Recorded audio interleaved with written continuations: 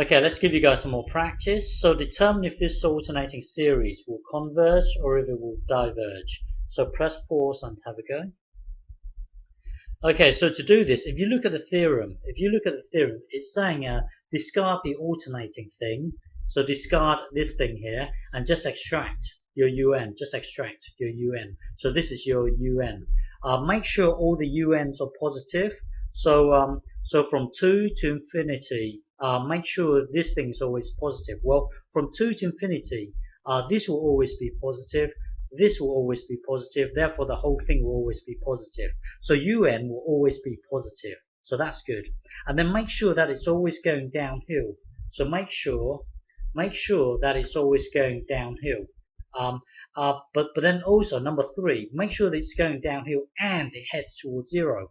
So remember, you could be going downhill but settles at let's say 7. Well, in order for any series to converge, the limit has to head towards 0. The limit has to be 0 in order for it to converge.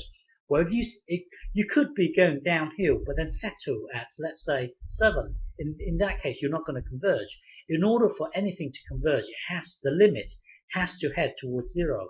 It has to head towards 0. So we've checked number 1, and that's good. Let's do number 3 first, and if this doesn't help, then we will check number 2, but check number 3 first. Make sure the limit of this heads towards 0. So we are now checking number 3. So make sure the limit heads towards 0. So we are trying to find the limit of this. We are trying to make sure the limit of this equals 0. So map a continuous function on top of this thing. That will then give us this. Now as x heads towards infinity, square root of x looks like this. Natural log looks something like that. This thing here will head towards infinity. This thing here will head towards infinity. You've got infinity over infinity, which is an indeterminate form, so you can apply L'Hopital's rule. So applying L'Hopital's rule means you differentiate the top, and then you differentiate the bottom. Tidy this up.